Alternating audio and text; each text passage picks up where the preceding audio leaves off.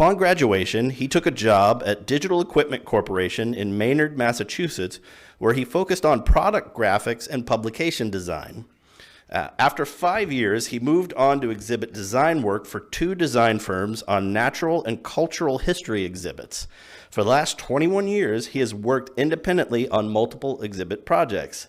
Christian works collaboratively to create and manage relevant, innovative, historically accurate interpretive programs and exhibits that provoke critical thinking. His 20-year tenure at James Madison's Montpelier provided him with the experience of watching an infant historic site grow into a mature, cutting-edge institution. He interacted with visitors of all ages and ideologies and helped to build Montpelier's relationships with the descendant community. His current role as CEO of the First Amendment Museum gives him unique insight into the multifaceted issues that make an institution engaging and relevant to visitors. Chris and Christian, you have the stage. Thank you, Brian. Can everybody hear me? Yep. Okay. All right, thank you. All right, I'm trying to, let's see. Don't seem to be advancing. Oh, here we go. Thank you.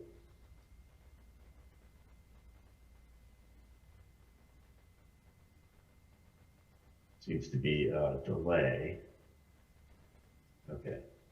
James Madison was our 4th president, architect of the Constitution and Bill of Rights, and owner of over 100 enslaved individuals.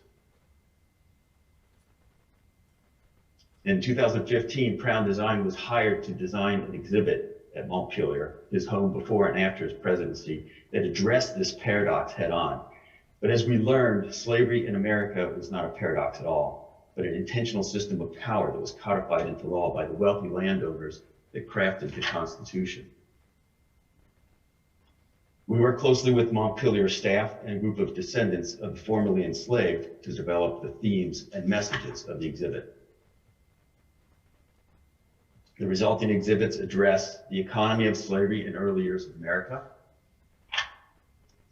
the debate around slavery that Madison had to address as he was crafting this Constitution, and how slavery was then codified and protected in the Constitution.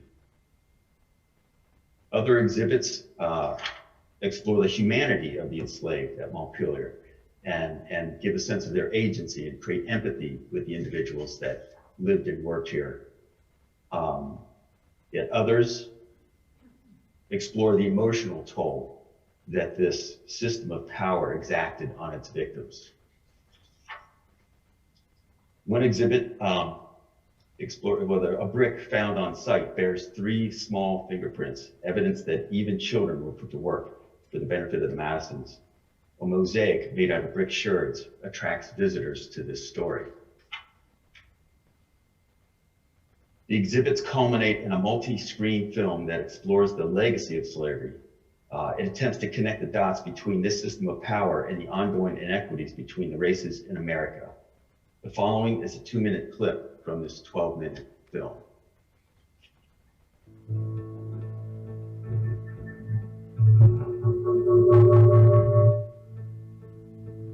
I think our problem as Americans is that we actually hate history. So we can't love nostalgia. We love to do things exactly the way they need to happen. And history is often. And people, we hate to be indicted.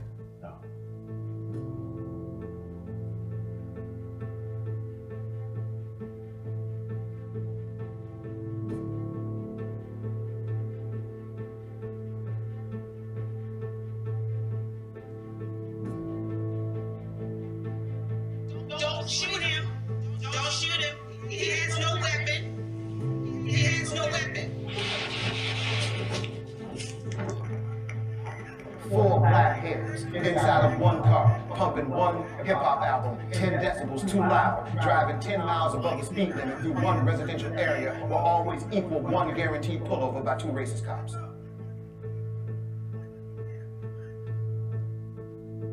And when you're living constantly with the fear of going to jail because you fit the description or because you can't afford a lawyer, if I'm walking down the street going to pick up milk, I can be accosted. You know, that fills one with an intense amount of dread. The Negro is still languished in the corners of American society and finds himself exiled in his own land. Don't you put none of our boys in jail and charge them with treason, because you deserve to be charged with treason. Because anytime you force people to live that way, you deserve to be charged with treason. You are guilty, not us. There are days when you wonder what your role is in this country and what your future is in it.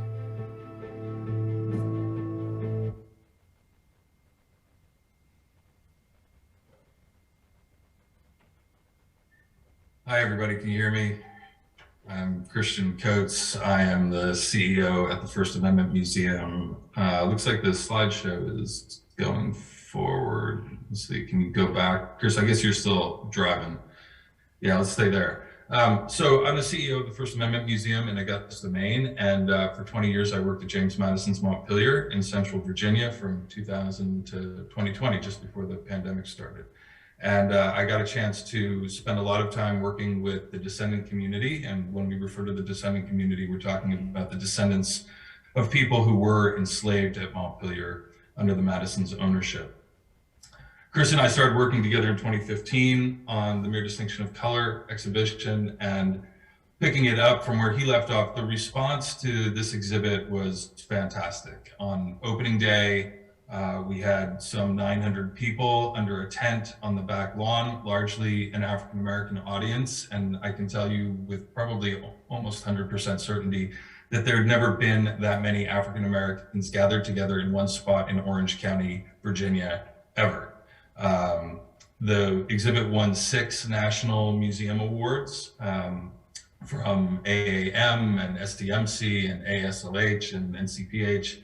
But more importantly, the exhibit allowed Montpelier to leverage their relatively small size to become, at least for a while, a leader in the museum field. And I love this quote that one of our visitors left us, you know, one of the most incredible experiences I've ever had. Love visitors like that. But there's a flip side. So Chris, go ahead. I think not everyone was happy with us. And we knew they wouldn't be. We expected the letters and the emails that we got, and we expected the disgruntled visitors and the displeased board members. But I think most of us were taken by surprise when this happened, Chris, just 6 months before the opening. We have that picture. Yeah, right. I think a lot of us were taken by surprise when Trump was inaugurated. And truth be told, there are parts of the exhibit, like that Legacies film that you just saw, that became a bit bolder as a result of the election. But none of us were prepared for what happened on August 12th, 2017 in Charlottesville.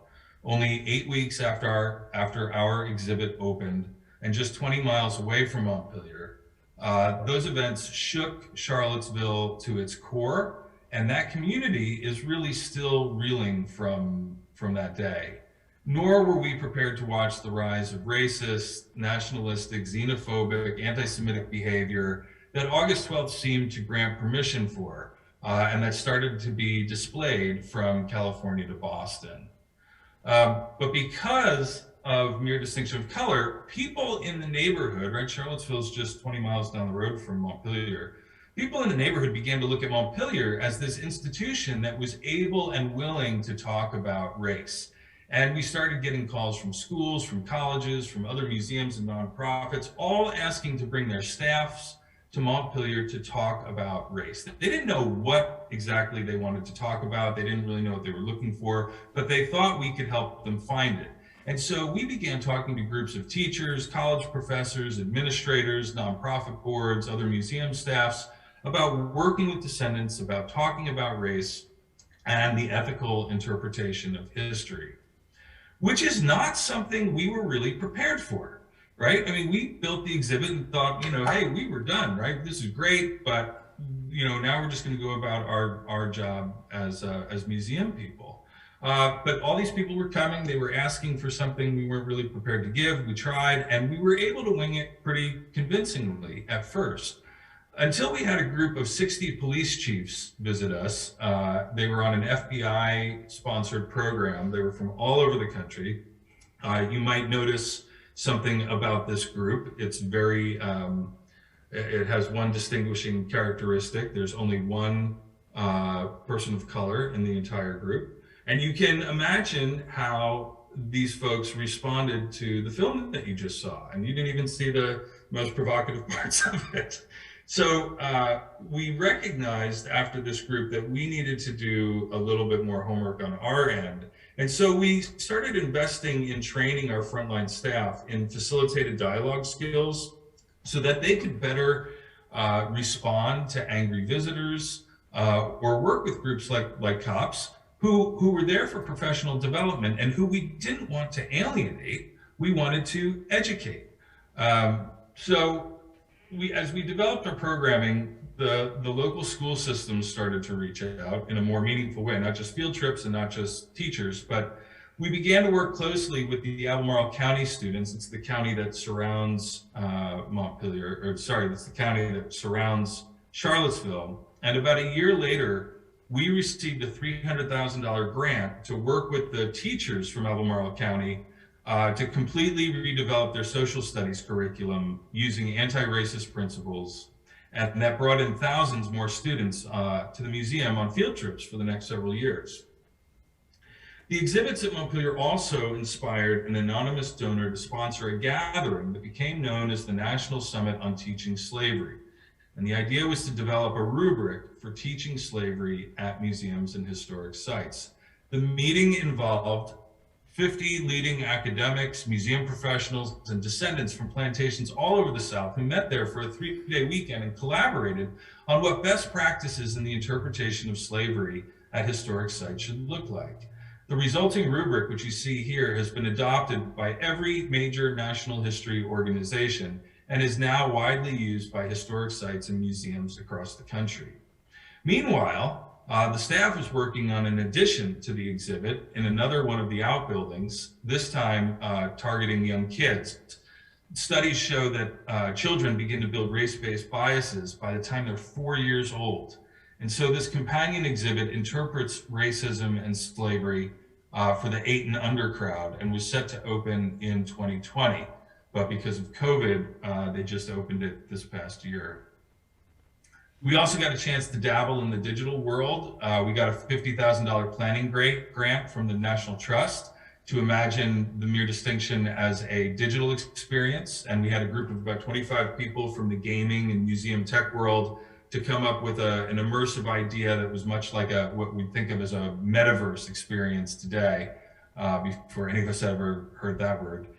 We also got a $50,000 grant from the NEH to work collaboratively with the descendant community on more archaeological excavations and to begin conversations with them about excavating the enslaved community's cemetery and to consider the best ways to memorialize it.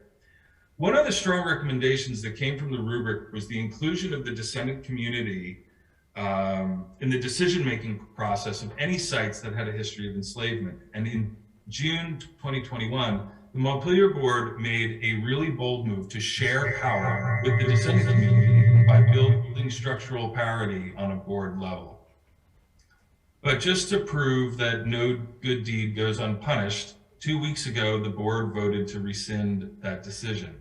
And to show you what kind of an effect the exhibit and the rubric have made, in the last 2 weeks, almost every national history organization has come out publicly condemning Montpelier's behavior and citing the rubric as the source for best practices that Montpelier should live up to. There have been 2 Washington Post stories, several stories in smaller papers, and there's a live Washington Post event next week. The exhibit, The Mere Distinction of Color, is an unflinching critique of a system of power that's yet to be dismantled. The exhibit was a culmination of 20 years of research and relationship building between the descendant community and Montpelier. And like most museums, I think we on staff were thinking about the exhibit when we started as really the grand finale of our work. And I'm sure Chris and his team were initially thinking about us as just another job and just another frustrating client that was getting in their hair. If he had any hair, we'd be getting in his hair. But the exhibit's success led to so much more than we could have anticipated then. And it became a catalyst for even more important work. And it sparked conversations about race and history and our collective identities as Americans that have had national impact and that continue to have national impact today. So, you know, I just think, you know, as designers, you guys have this amazing ability, and you know, you never know where a job is going to lead you. And how many times in a career do you get to knock it out of the park like this? I don't know, but it's pretty amazing that something is what we think of as, you know, maybe as mundane, the things that we do in our daily work can have such amazing and lasting impact. Thanks.